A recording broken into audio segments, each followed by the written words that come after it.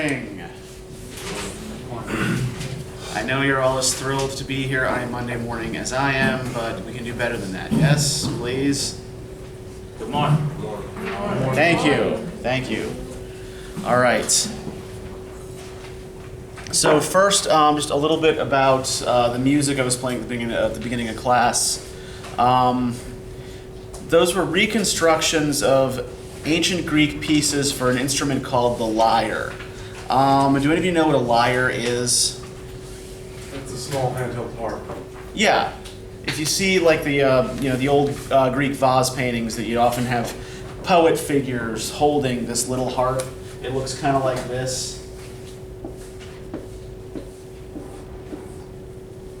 That's a lyre. And this was the instrument that Greek poets plucked or strummed as they recited. All Greek poetry, lyric or epic, actually it's from the lyre that we get the word lyric poetry. Lyric or epic, it was meant to be accompanied by music.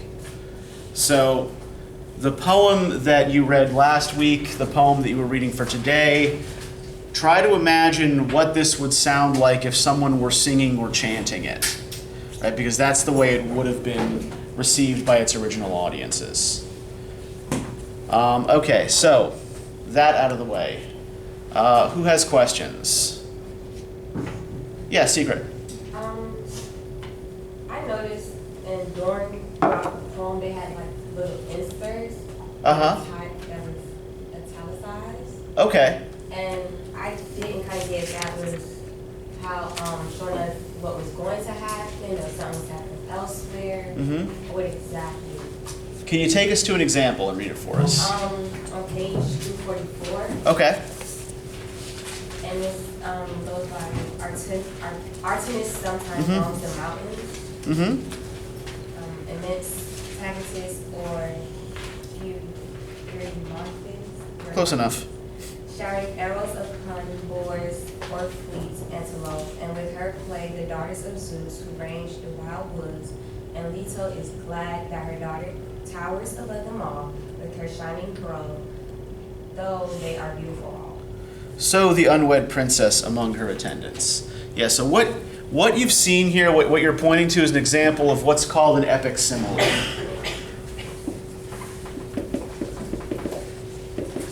And this is something that is, you don't find it in older epics like Gilgamesh. This is something that the Greeks introduce into the epic form. And the epic simile sort of takes you out of the action for a moment and compares some individual object, event in the text, in the narrative, to something important outside of it. Right? So you may have noticed when we were looking at the Iliad, right? There were a couple of moments where they talk about, like, Achilles, like an eagle waiting to dive bomb a sparrow or something like that, right? It's the same sort of thing. You compare the character to something in nature, something else in the world. So what is being compared to what here in this particular instance? Who's the subject of the simile? Princess. Yeah, right, the princess Nausicaa.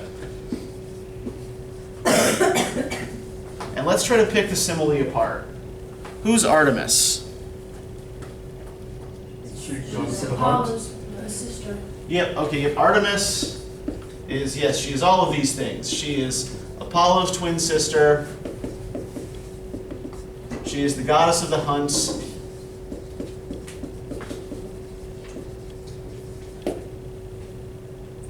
What else is she associated with? Pardon? You're thinking of Athena, yeah. Although Artemis does have one thing in common with Athena. Are either of these goddesses paired with male consorts? No. No, yeah, they are both virgin goddesses. She's the goddess of the hunt, if I'm not mistaken. Yes. As well as fertility,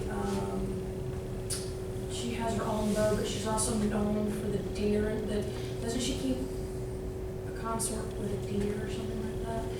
She turns a male into a deer, comes and looks at her. Yeah, because he spied on her when she was bathing, and so she turns him into a deer, and he's torn apart by his own hounds.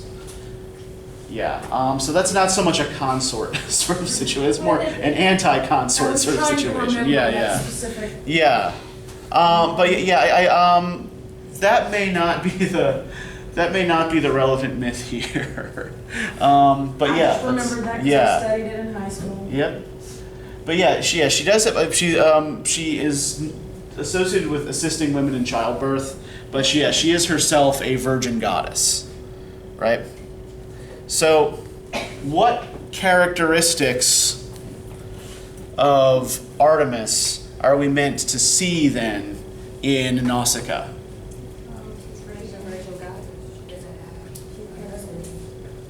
Yeah, no husband, no cares yet, right? No real responsibilities, kind of wild and at play with her female attendants on the seashore, right? So yeah, that's the way these epic similes tend to work, right? It's drawing attention to some characteristic or drawing out some characteristic of the characters. Other questions? Yeah, keep going. Okay. It's not necessarily a question. I Uh-huh. just want to make sure I'm on the right point. Sure. On page 257, when Uh-huh. Odysseus was going back into the town, and Athena had made him stronger and godlike. Uh-huh. At first, with his shoulders all big and strong, and everybody Yeah. thought he was supposed to be magnificent. Is it supposed to illustrate how the townsmen view other people, or? Well, let's think about what Odysseus's condition is when he washes up on the shore of this island, right? This is a guy who's been wandering for a decade. He after a war,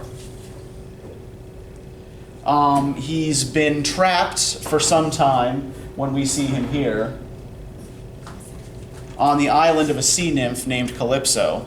She's finally been told by the gods that she has to let him go. So, first thing that happens to him, he gets out in his little raft and he gets shipwrecked on this other island, right? So he's dirty, right? He's aging. He probably doesn't look so good as he's coming into this particular town. So to make the people more willing to help him, Athena sort of increases his glamour, right? Now, what does this indicate here about relationships between human beings and the gods? Why does Athena care so much? Yeah, she favors Odysseus. She likes this guy. He's one of her favorite humans. Do all of the gods favor Odysseus? Poseidon wants him dead. Yeah. So we see here that the gods are not united in their councils, right? And will sometimes work at cross purposes to each other, right? So Athena is trying to get Odysseus home, to help Odysseus get home, right? The whole point of this epic, the Greek word for it would be, it's a tale of nostos, which means homecoming or return.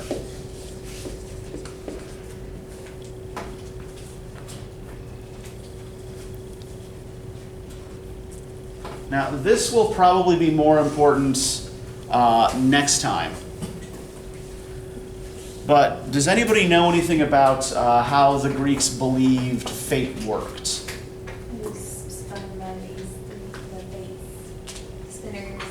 Yeah. Who's been a huge thread for human lives. Exactly. These three goddesses, they were called the Fates, the Moire. You had Clotho, who spun out the thread, her sister Lachesis, who measured it, and the third sister, Atropos, who cut it at the end. Right? And the thread was representative of an individual human life. Now, how powerful are these goddesses? Well, they control life and death. Yeah. And when they've decided what's going to happen to someone, is there anything that that person or anyone else can do about it? Not really. Yeah, the conditions under which it happens can be changed, but what's going to happen to you is what's going to happen to you, right? Regardless of what anyone else tries to do, human or God. So if Odysseus is fated to get home, can Poseidon actually stop him? Not merely delay. No, yeah, he can, but he can make him absolutely friggin' miserable along the way, right? So, destiny, fate for the Greeks, these things are inexorable. There's nothing you can do to stop it. But the way in which it comes about is often unpredictable. I don't know, how many of you are familiar with, let's say, the story of Oedipus, right? It's essentially a myth about trying to avoid your fate and trying to avoid it, inadvertently bringing it about, yeah. All right, so other questions you guys have about this? Anything you really want to talk about? Yeah, Stephanie. I didn't really understand why he like would never tell them his name. Like they asked, and he would like he'd just go off and like not tell them. Yeah, he's incognito here, right? Yeah. Well, if he just said, I'm Odysseus, they'd probably have clubbed him to death in his body. Yeah, there are, it'll become more clear when we read Book 9 why he's reluctant to give out his name, but there are a couple of things I'll say about this right now. For one thing, one possible translation of the name Odysseus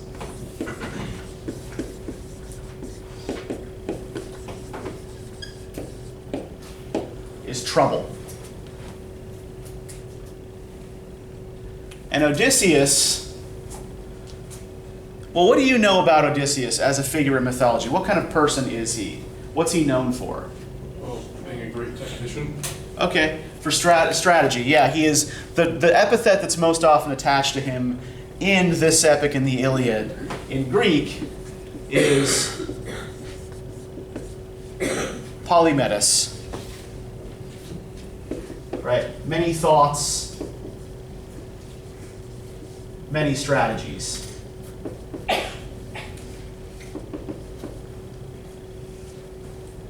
So, are we talking about a thinking hero or a punching hero? Thinking hero, yes, yes. Not so much like Achilles, not so much like Gilgamesh. Right? Odysseus primarily lives by his wits.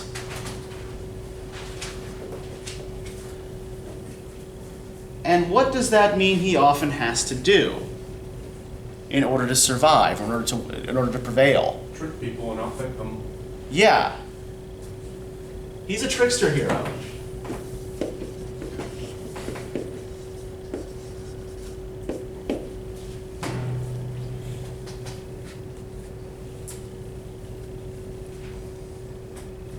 He gets his way largely through deception.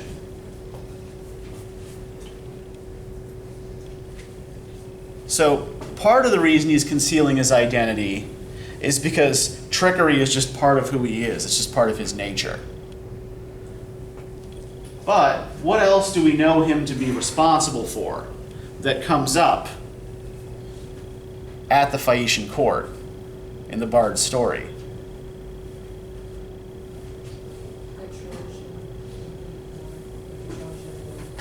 Yeah, he's the guy who came up with the idea for the Trojan horse, right? He didn't build it, but he came up with the idea.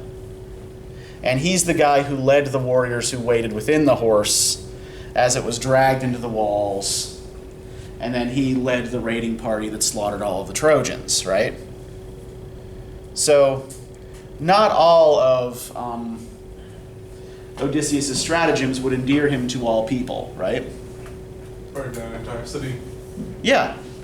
So, does he know where the hell he is? No. In fact, this island, Scheria, more on that in a minute, there seems to be pretty much, it's not a real place, for one thing. And it seems to be pretty much removed from the rest of the world. So he doesn't know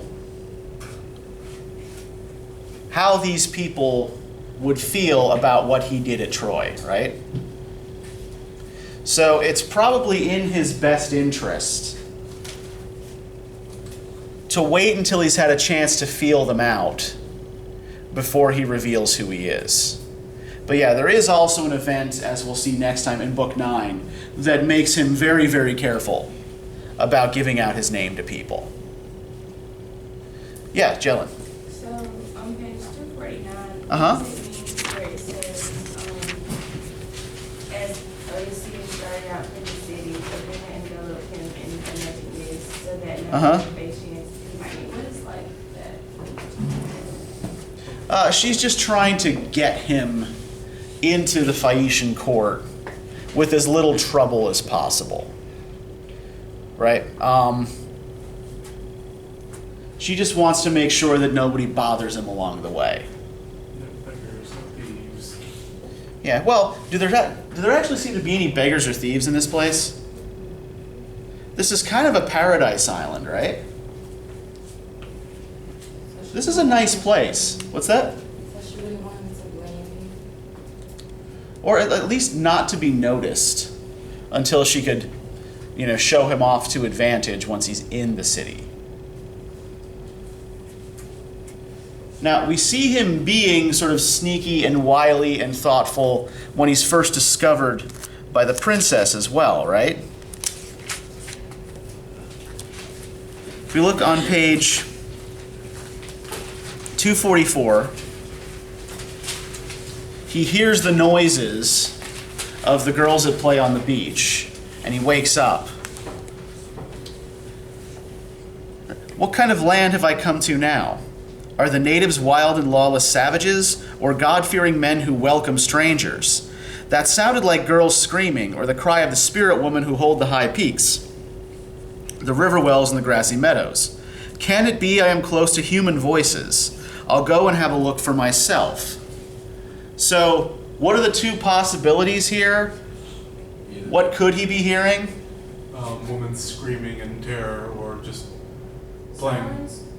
Is he talking about sirens? Or something like sirens, right? So it's like, am I on an island that is populated by human beings like myself, or am I on another island of spirits or monsters? Right? Scaria is the first place where Odysseus has encountered other human beings in years. And if all he can do is hear their voices, right, he doesn't know what's out there yet. He doesn't know what they are. With that, Odysseus emerged from the bushes. He broke off a leafy branch from the undergrowth and held it before him to cover himself, right? I mean, this is almost kind of funny, right? Here's this grizzled old sea captain lying naked in the bushes, and he hears these girls screaming. And he's like, okay, well, better go see what that is.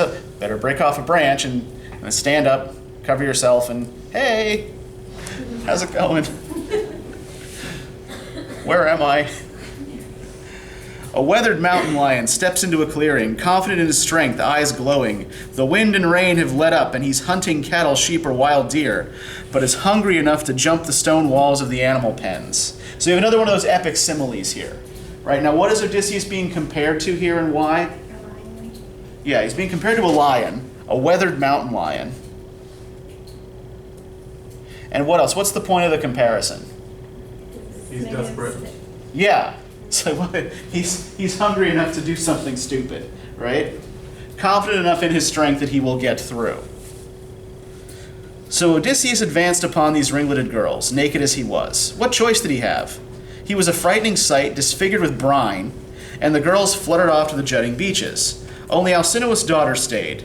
Athena put courage in her heart and stopped her trembling. She held her ground, and Odysseus wondered how to approach this beautiful girl. Should he fall at her knees, or keep his distance and ask her with honeyed words to show him the way to the city and give him some clothes? He thought it over and decided it was better to keep his distance and not take the chance of offending the girl by touching her knees. So he started this soft and winning speech. So, What would kneeling before her and touching her knees, what is that? Submissive. Yeah, what specifically does that gesture mean, if we think back to last time with Priam and Achilles? The gesture. Yeah. Request. Yeah, that's the suppliant's position. Right. You fall to the ground and hug somebody around the knees. If they're a man, you touch the beard. And that means I am begging for your help, right? I am putting myself in your power and asking for your help. Now, he decides not to do that here. Why not? He's the soul. Yeah. Okay, on the one hand, yeah, this creepy old naked prowler in the bushes, right? He might frighten her. This was also a culturally specific gesture. This was a specifically Greek gesture.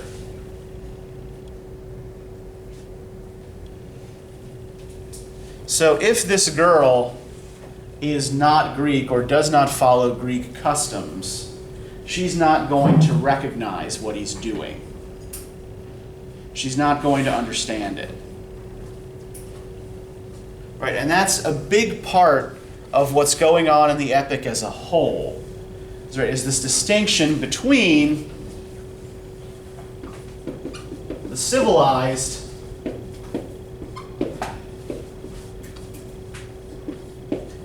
and the savage. The Greeks tended to view anyone who was not Greek or who did not follow Greek customs as savage. Right? If you didn't act like a Greek, if you didn't speak Greek, if you didn't dress like a Greek, follow Greek customs, you were a barbarian. That's my different definition of the word. If you don't speak Greek, you're a barbarian. Well, essentially, that's where the word comes from. Because everyone else that the Greeks heard, it sounded like they were saying bar, bar, bar, bar, bar. Well, that was how the Greeks used to make fun of them. Yeah, they would hear somebody speaking non-Greek, and they'd imitate it by saying bar, bar, bar, bar, bar, bar. So that's where we get the word barbarian. So, yeah, essentially someone who can't talk. But yeah, so where was I going with this? Right, so he doesn't know if this girl is a Greek or a barbarian, right? So, on the one hand, he doesn't want to scare her away because even if she is a barbarian, she might still help him. He also doesn't want to put himself in her power. Right? If you make this gesture, you are putting yourself in the other person's power. Right? You're essentially throwing yourself on their mercy. And if he avoids doing that, then he's still sort of negotiating with her from a position of strength. Right? I may just be a creepy old naked guy in the bushes, but I don't have to I beg for your charity. Even though he kind of does. So, what are these people? Are they civilized or are they savage? Okay, what's the evidence we have that they are civilized? Food and drink and Mm-hmm.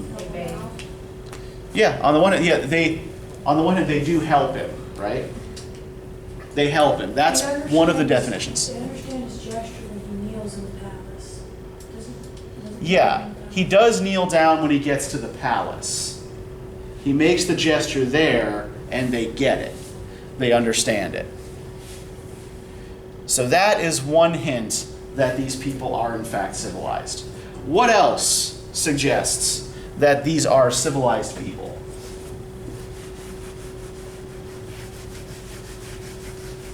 What sorts of things does he see as he walks to the town?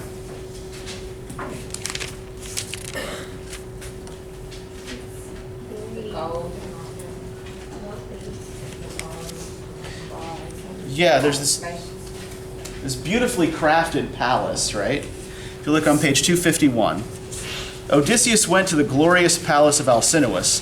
The fact that they have a city centered around a palace itself would indicate a level of civilization, right? This was how most ancient Mediterranean city-states were organized. You had a central palace from which everything was administrated, and then the city just kind of grew up around that. There he stood, heart pounding as he took it all in, before crossing the bronze threshold. So they have a palace, they know how to work bronze.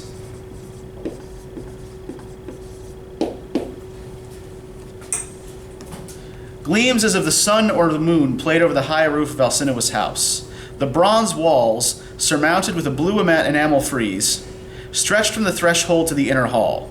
The outer doors were golden, and silver doorposts were set in the bronze threshold. The lintel was silver and the door handle gold.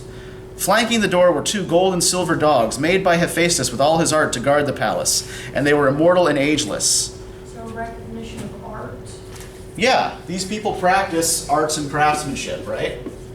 Really, really good craftsmanship.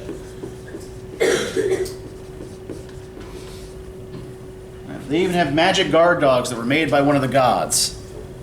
So good for them. Inside, seats were built flush to the walls on either side, stretching from the threshold to the inner hall, and upon them were flung robes of a fine, soft weave, the craft of women. The Phaeacian leaders would sit on these seats eating and drinking, and they lacked for nothing. Golden statues of young men stood on pedestals, holding torches to light the night for banqueters.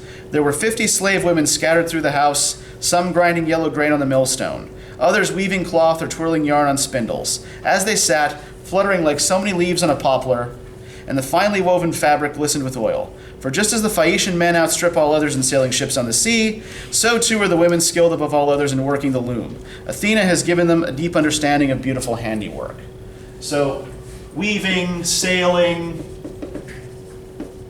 But oil seems to be a big theme within it too, because they constantly mention oil from the time we hear about Nausicaa. It was like a really big luxury product, isn't it? So if they have a lot of it, it's just... It is, yeah. Oil is something, it was mostly used for anointing the body, right? Basically, rich people like to walk around looking like they were very, very bronzed up. So they would rub themselves with olive oil.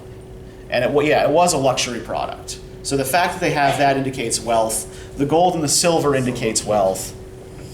And they also have a home. The palace is organized around a hearth, where the queen, Arete, holds court. Now, what this indicates, there's a separate space in the palace for male and for female activities. Right? The men have their public council chamber, and inside, the women do various kinds of domestic work, and the female head of household sits by a hearth. This is a very, very specific construct called an oikos. Now, we know this word in reference to a virtually unswallowable brand of Greek yogurt. Yes, preferred by TV's John Stamos, apparently. Probably because he was the only Greek American celebrity who wasn't doing anything when they asked him to do the commercial.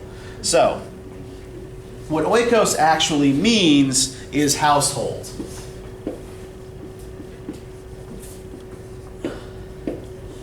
And to the Greeks, this is one means of testing whether or not people are civilized, right? Do they organize their household in the proper way? Are the public areas in the front of the house places where men's work goes on? Are the private areas in the back of the house places where women's work goes on? Is there a hearth at the middle? Right. In a Greek family, basically the man was the public face of the family, and the women by and large stayed at home, were meant to remain inside. So the Phaeacians have an oikos, they have a palace culture, they sail, They're rich. They practice all these other arts and crafts. And what else what do they do to entertain Odysseus while he's there? Play sports. Yeah. They play all of the civilized sports. Boxing, wrestling, discus throwing, javelin throwing, running. Now, what would be the purpose of these sports? Why did the Greeks emphasize these particular sports? So we can go back and Because show that was the best others. I'm sorry, one at a time. Go ahead. Because that was the best ones that they could do. Like, that was what they were best at. Well, that's why the Phaeacians, they're showing off what the dancing is the thing they're actually best at, right? So they make sure they show that off. What were you going to say, Secret? So that Odysseus can go back and tell when others how great they are and what they're good at and just Yeah. boast about them. Well, this would be the reasons why they show him, right? But why were these sports important to the Greeks? I guess I think it's It like tests telling a strength. story or something. Like it's kind of like like when they sing and stuff, they're like feeling a man on different things. We'll get to the song in a minute. Who's this?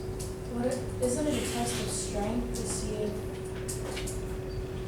To an extent, right? For But if honor and glory outside of warfare, correct? for honor and glory outside of warfare, right? But we're getting on the right track here now, right? What do these sports sort of resemble? What are these skills you need for? Or Yeah, exactly.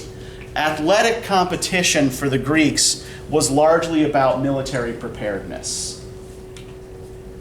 Right, so yeah, the early Olympics, the ancient Greek Olympics, were really, it was a way of it was a form of kind of proxy warfare, right? It was sort of showing off really which city-state had the best warriors without shedding any blood.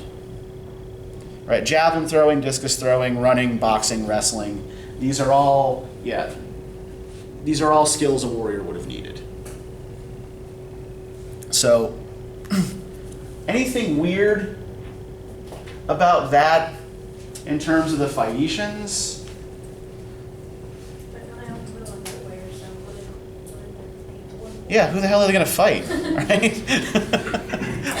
why would they need military preparedness? Maybe they just wanted him to know how they were, so in case he goes back and brings people, they won't Mhm. attack or something. Yeah, well, what's the likelihood that he could actually bring people back here, though? no, not without Poseidon destroying them. Yeah, no. This specific one is protected by Poseidon. Yeah, this is one of those magic kingdoms that no one can really get to on purpose. And we're going to see a lot of chance of an army just happening to Yeah. walk once more by accident. we're going to see a lot of places Odysseus visits that are described as being at the end or the edge of the world. This is one of those places. This is one of those edge of the world places. All right, we get a reference at the very beginning of Book 6 here to its inaccessibility, right, on page 242. So Odysseus slept, the godlike survivor, overwhelmed with fatigue. But the goddess Athena went off to the land of the Phaeacians, a people who had once lived in Hyperia, near to the Cyclopes, a race of savages who marauded their land constantly. One day, great Nausithous led his people off to Scheria, a remote island where he walled off a city, built houses and shrines, and parceled out fields. So, two important things that Nausithous does in this passage. What does he do? Leads his people away from the Cyclopses, Okay, leads his people away from the Cyclopses and builds a city. builds a city that is walled off, right? He removes his people from the world. And then does what else? Divvies out the spoils, Well, it's not so much spoils, right? land. Yeah, land, building activity, right? So first, we come over here and we isolate ourselves. And then we civilize everything, right? We build houses, we build shrines, we build fields. This is going to be one of the big distinctions Odysseus is going to use in the subsequent books to determine what sort of place he's in, right? Do I see cultivated fields here? Do I see shrines and houses? If I don't, this place is probably going to be dangerous. This place is probably not settled by regular human beings. Right, we'll get in particular next time to a distinction between farming and herding that actually reverses the distinction we talked about when we looked at the Cain and Abel story. Right, how did the ancient Israelites seem to feel about herding versus farming? Herding was the thing to do. Yep, herding good, farming bad. The Greeks tend to think in the opposite way, right? Farming good, farming requires tools and civilization and social organization. Herding bad, barbarians can do it. So yeah, farms for Odysseus are going to be a sign of civilization. He's going to feel more like it's more likely he can trust people in places where he sees farmed fields. All right, so what other questions do you guys have about this?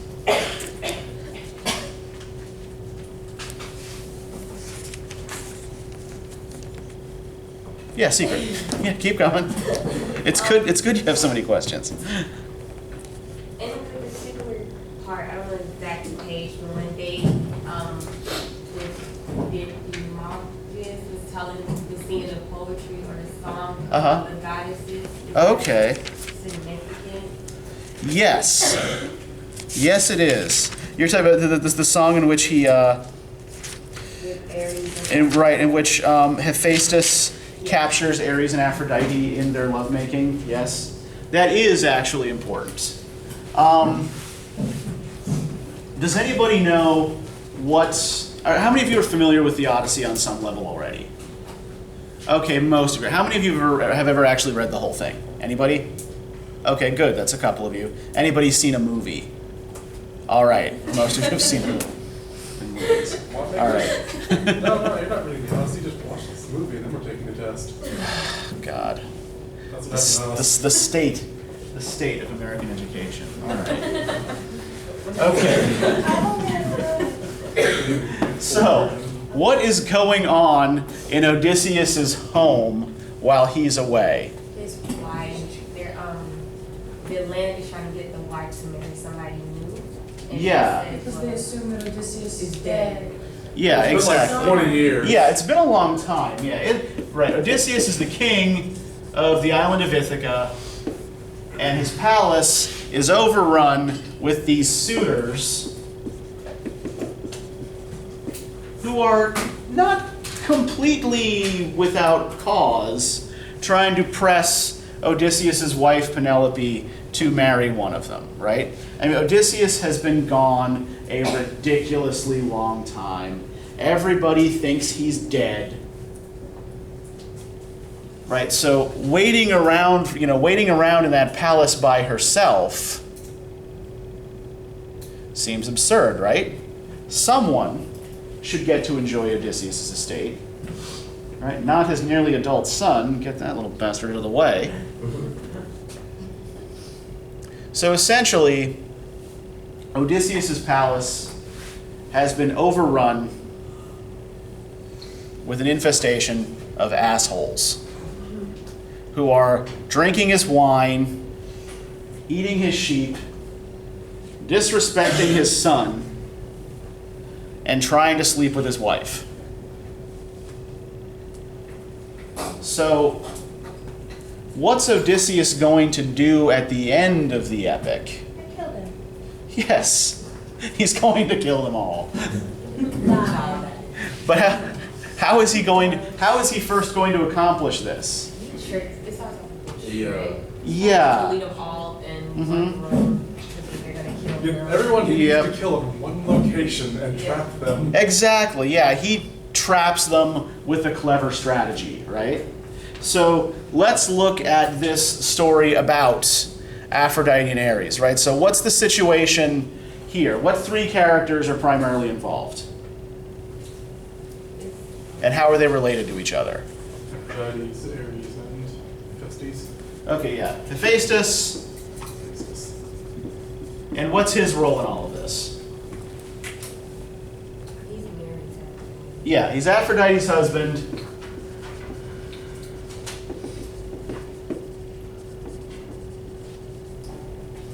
And Aphrodite and Ares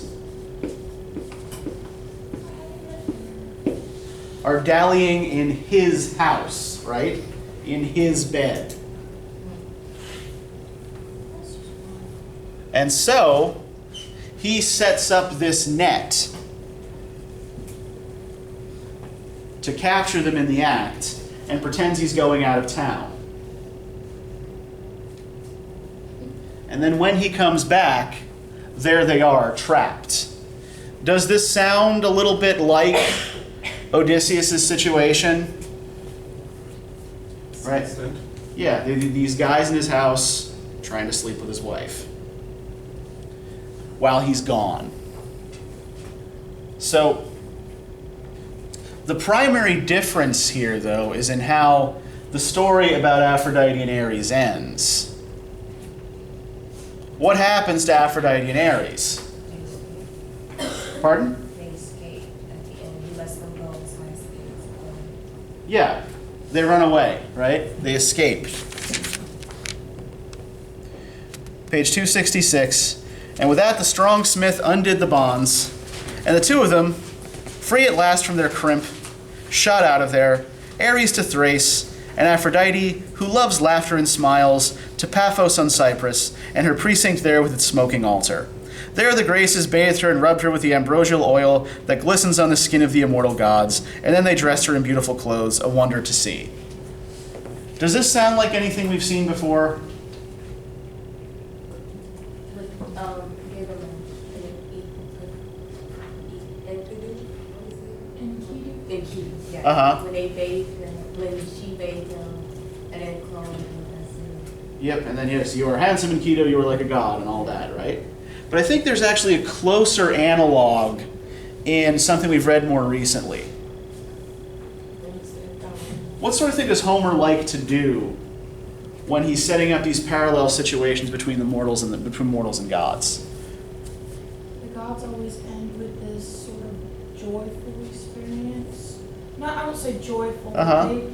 They There's no real like it repercussions. ended with a party, or Mhm. ended with talk, or ended with, let's get back to being happy and doing what we do and not Yeah. worry about And not end the world by violence. fighting each other. Yeah, for the gods, ultimately there are never any consequences. Right. They're immortal, they can't really be hurt. Time doesn't mean anything to them. So, yeah. Even when they're caught and humiliated like this, they just go back to doing pleasant god things, right? Essentially luxuriating about and savoring the smoke of the sacrifices. And messing with the mortals once in a while. Once in a while, yeah. But yeah, there's no need for any real consequence or punishment here, right? Now, when Odysseus gets his hands on the suitors, it's going to be quite different, right? It is going to be wholesale slaughter, even of the ones who weren't really all that bad.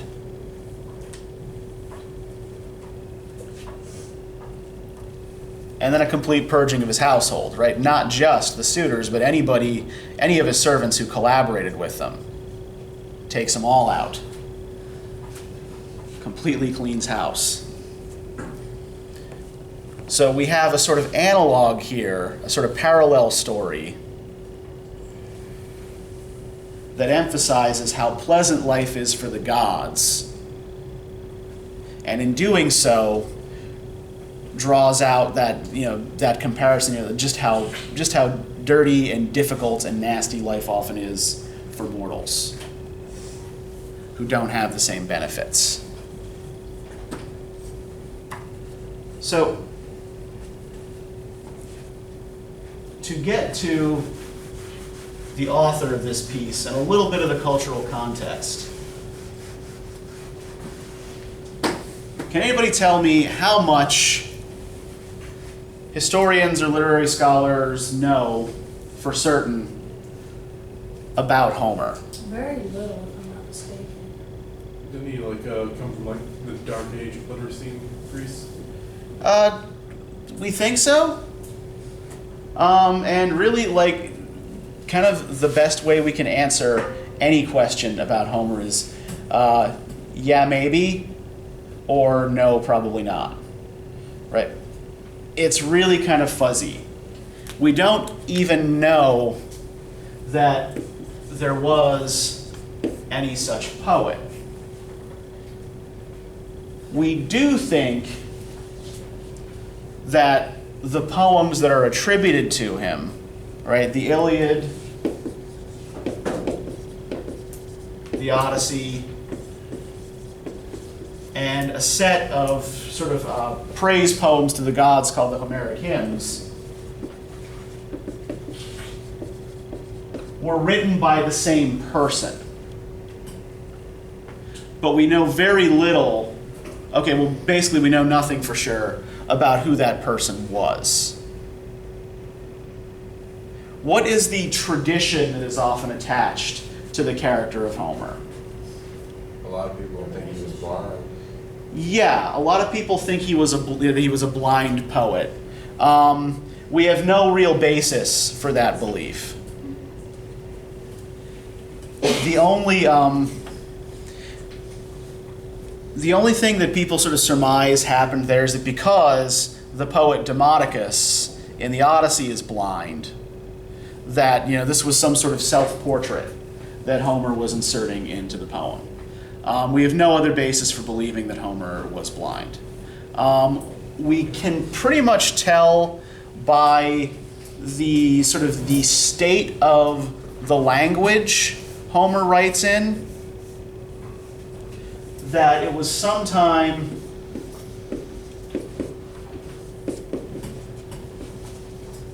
in the 8th or the 7th century BCE.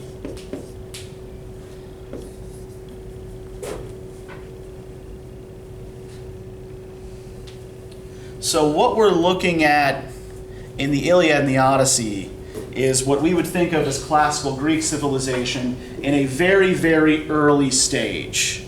Right? This particular period is usually referred to as the Archaic period.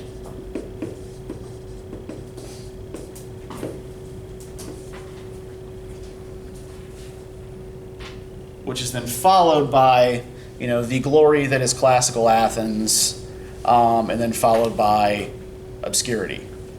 Yay, obscurity. But at the time this poem is produced, we think, Greece is coming out of a very long dark age in which writing was lost, culture was lost, all sorts of things were lost. Now, Odysseus and other heroes of Greek myth would have been, as I think we talked about last time, right? Not what we would think of as Greeks, but they're Minoans and Mycenaeans. They're members of these two ancestor civilizations that were wiped out in this sort of Mediterranean-wide cataclysm around the year 1000 BCE. What seems to have happened there are a series of invasions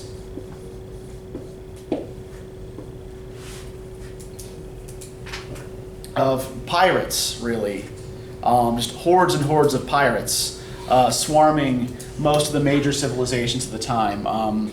Phoenicia, the Hittites, Egypt, the Mycenaeans, the Minoans, all of them. Where did they come from? Well, no one really knows. That is one of the great mysteries of ancient history. So just suddenly pirates? Yeah, basically, yeah.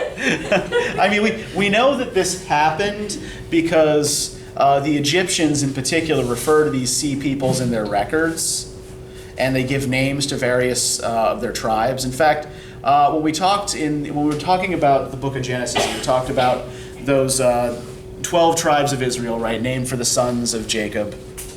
And there were those tribes who were the sons of the handmaidens, who historians now think were not original members of the Confederation. Some of the names of these tribes of sea peoples are actually very similar to the names of some of those tribes of Israel.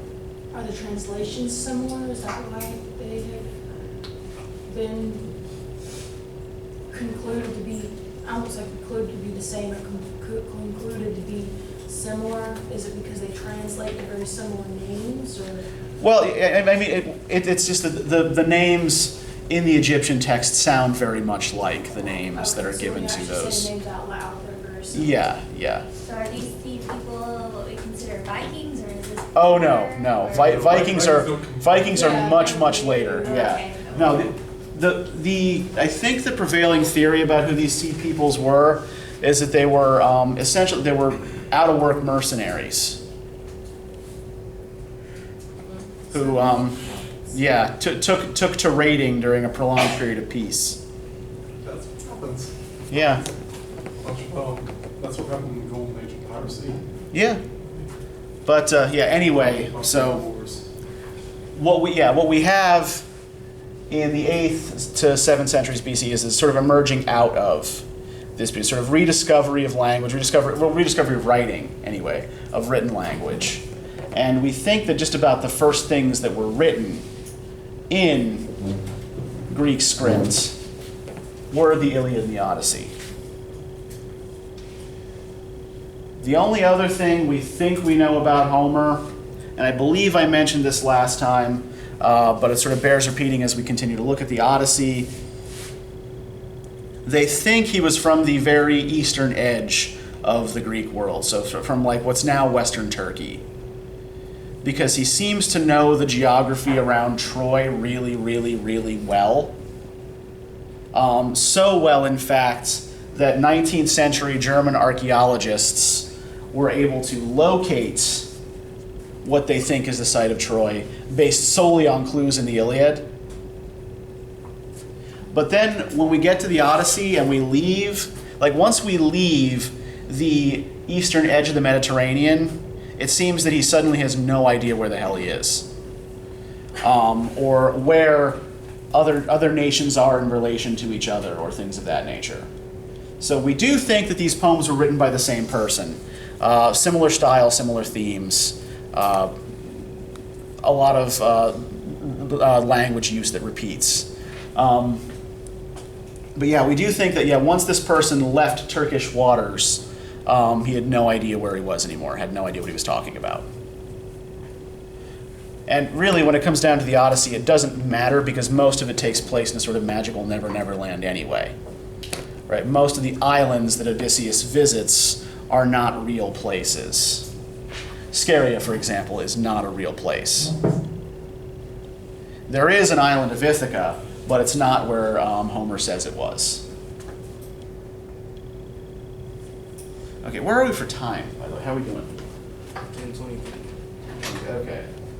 Yeah, I never have, the lack of a clock in this room is, yes. So is that your screen on the board? What's that? This new screen? Oh, I hope so. They haven't fixed this one yet. Yeah, I imagine that's probably a new screen on the floor, yeah. All right, so other questions you guys have about this? Anything else that you want to know about this, that you want to talk about?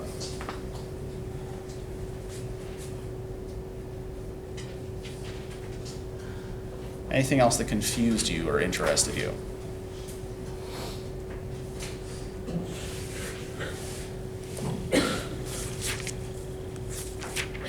Okay, Yeah, go ahead. my last question. All right. When the first poem or song at the first feast and Odysseus was crying, Uh-huh. is it because of that it reminded him of the Trojan and Greek war and how he lost all his men? Well, not lost his men, but why does he really cry? Does it bring back memories of the death of his soldiers? Yeah, that's actually a really good question, and let's see if we can tease something out of what I like. Are you talking about page 259?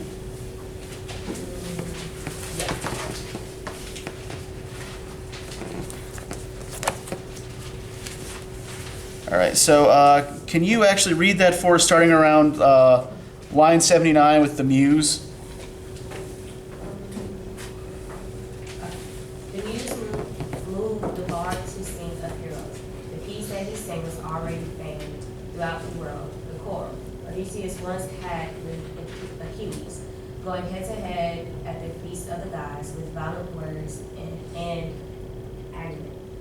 The warlord rejoiced that these two, the best of the Greeks, were at each other's throats. For long ago, when he crossed the stone threshold in sacred Python to consult the oracle, Apollo had Prophesied. That this would happen. That was in the days when the great tide of war was rolling in upon Trojans and Greeks alike through the will of great Zeus. This was the song. The renewed bard sang, but Odysseus pulled his great purple cloak over his head and hid his handsome face. He was ashamed to let the patient scenes see his tears falling down. Never Okay. the pause. All right. Okay, so he hears this particular story, starts crying, covers his face in shame. So let's look first at the story itself. What's the story that he's hearing? Tale of like the war of the Greeks and the Trojans. Okay, yeah, so it's a story of the Trojan War. So what should that indicate to him, for one thing? It was when he left home. Yeah, this is what, but like what news of events in the outside world does this impart to him? It's become this story. It's become a legend. It's sung. Yeah, that even in this remote corner of the world that no one can get to, people know about the Trojan War. And people know the name of Odysseus, right? That's not true. So on the one hand, this is a bit of a warning to him. These people know who Odysseus is. He has not yet revealed to them his identity. And it's the quarrel Odysseus once had with Achilles. So Odysseus and Achilles are quarreling. And who's looking on and smiling?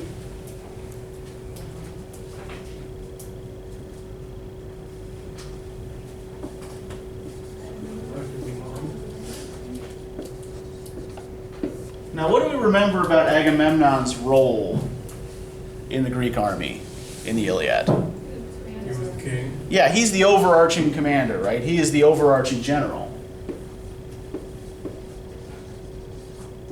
So why would he be excited?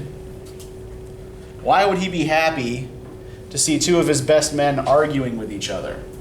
Keeps them from trying to usurp authority from him. On the one, yeah, it keeps both of their eyes on each other and not on him, so it helps him maintain his authority. And what else is specifically referenced here? Why else is he happy about this?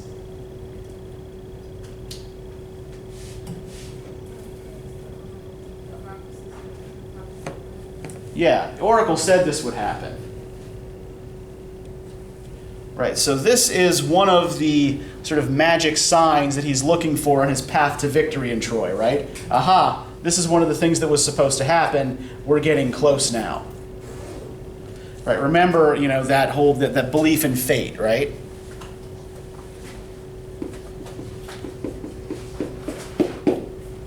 But that still doesn't necessarily explain why why Odysseus is so damn upset about this, right?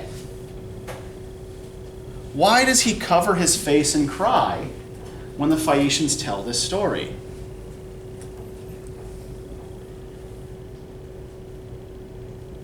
To me, it just sounds like he's crying because it's a reminder of all that he's lost. Okay. It's a shame, so. Yeah, crying is also a shame A of weakness. considered a weakness. Feeling guilty about the whole war, killing a lot of people. You think he feels guilty about his role in the war. Okay. And you think he's ashamed to show tears. I think it's a mixture of all of it. Go ahead. Maybe he's ashamed of his quarrel with Achilles because Achilles is dead now. Yeah. That could be. His Right. role in the death of Achilles too. Well, how was Odysseus involved in Achilles' death? Because of the quarrel. But this isn't what kills Achilles. I know.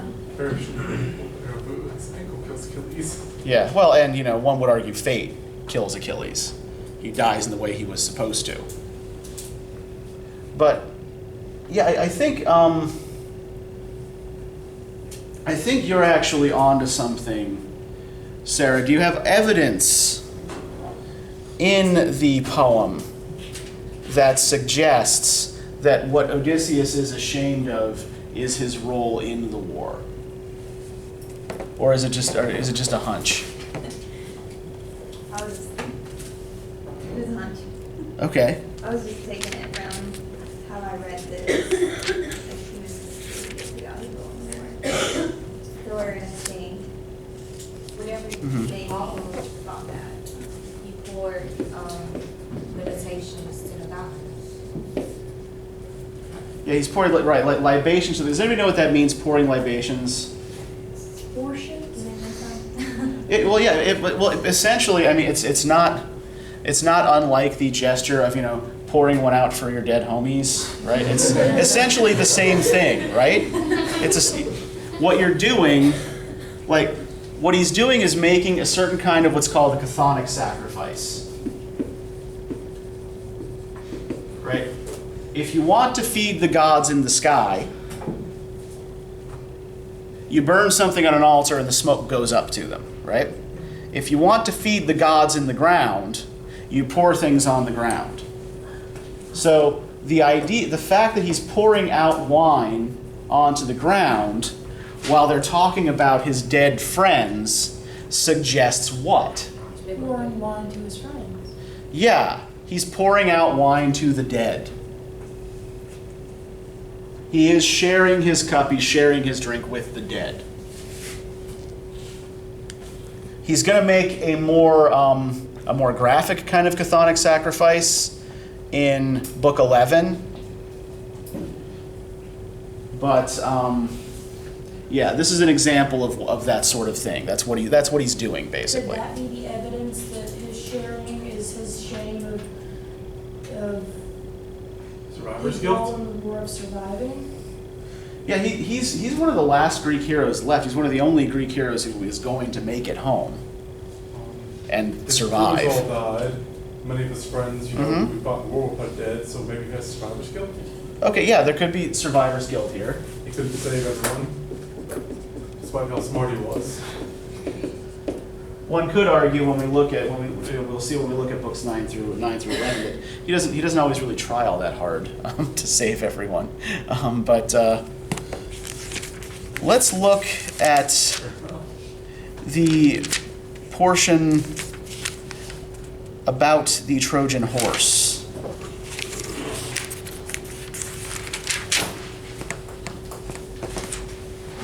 Page 269. Odysseus specifically asks Demodocus to play this story, right, to sing this song. So he spoke, and the bard, moved by the god, began to sing. Remember, the ancient Greeks believed that poets and reciters of poetry were actually possessed by a muse. He made them see it happen, how the Greeks set fire to their huts on the beach and were sailing away, while Odysseus and the picked men with him sat in the horse, which the Trojans had dragged into their city. There the horse stood, and the Trojans sat around it, and could not decide what they should do. There were 3 ways of thinking: hack open the timbers with pitiless bronze, or throw it from the heights to the rocks below, or let it stand as an offering to appease the gods. The last was what would happen, for it was fated that the city would perish once it enclosed the great wooden horse, in which now sat the Greek heroes who would spill Troy's blood. The song went on. The Greeks poured out of their hollow ambush and sacked the city. He sang how one hero and another there ravaged tall Troy, but how Odysseus went, like the war god himself, with Menelaus, to the house of Deiphobus. And there, he said, Odysseus fought his most daring battle, and won with the help of Pallas Athena. This was his song, and Odysseus wept. Tears welled up in his eyes and flowed down his cheeks. A woman wails as she throws herself upon her husband's body. He has fallen in battle before the town walls, fighting to the last to defend his city and protect his children. As she sees him dying and gasping for breath, she clings to him and shrieks, while behind her soldiers prod their spears into her shoulders and back, and as they lead her away into slavery, her tear-drenched face is a mask of pain. So too Odysseus, pitiful in his grief. So, what do we have here in this italicized passage? What do we call these? We have another one of these epic similes, exactly. And what is Odysseus being compared to here? A woman whose husband has just died and is being led away. Yeah, a woman whose husband has just been killed by Greek soldiers sacking the city, and who is being dragged away into slavery by her captors. So why, at this point, does the epic compare Odysseus to this?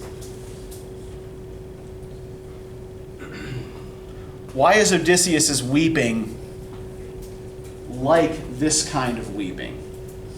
The- Maybe he's finally seeing the other side of the war that he led, like not just his side, but like the side of the people getting attacked. Yeah, I think there's certainly something to that, right? I mean, it is a really interesting reversal here. It's like in Demodocus's tale, Odysseus is running around doing the slaughtering, but then in the simile, he's identified with the victims. And this is actually one thing to note about the character of Odysseus in general. Now, what did the name Odysseus mean? What does that translate to? Anybody recall? Trouble. Odysseus is trouble. He's trouble for others, right? In that his counsels, his stratagems, have ruined other people's lives. And he is himself also followed by trouble.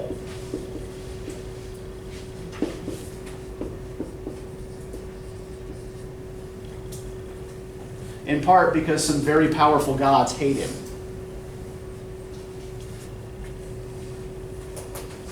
So he is, over the course of this epic, both victim and victimizer.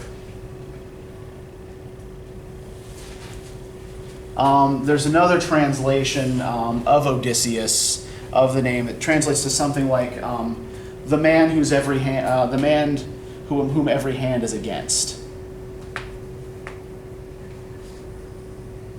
He's everyone's enemy. Yeah, Ty. What was thinking about the part where it was saying Poseidon was smite of fate, like even though like I don't know, I was wondering why they said that part. Okay, can you point us to it? Like maybe able to say the name of the one. Poseidon would smite a Phaeacian ship as it sailed back home over the misty sea. Okay. Right, and before that, right, my father Nausithous say how Poseidon was angry with us because we always gave safe passage to men. He said that one day Poseidon would smite a Phaeacian ship as it sailed back home over the misty sea. Okay, so what's Poseidon the god of? Yeah, he's the god of the sea. So, what sorts of things does Poseidon like to do? He likes to mess with sailors, yeah. Because sailing is a sort of sin against the sea, right? You're mocking the power of the sea. It's like, I can cross over your surface as though it was land, right? I dare you to capsize my ship. And Poseidon's response is, oh yeah? All right. Hurricane. Enjoy your shipwreck, yeah.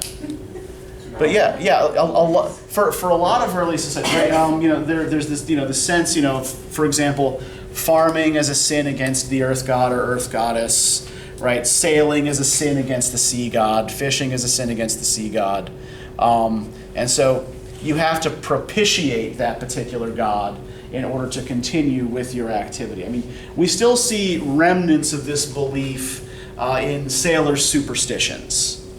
Right, there are certain times of day when you won't sail, or certain things you're not supposed to take aboard a ship, things of that nature. Because doing so would the origins of those beliefs are the ideas that sort of doing so would provoke the gods. All right, so we're about out of time. I did not remember to bring my flash drive, so I don't have the reading questions for you, but I'll email them to you this afternoon. All right. So we'll see you on Wednesday. We'll finish up with the Odyssey.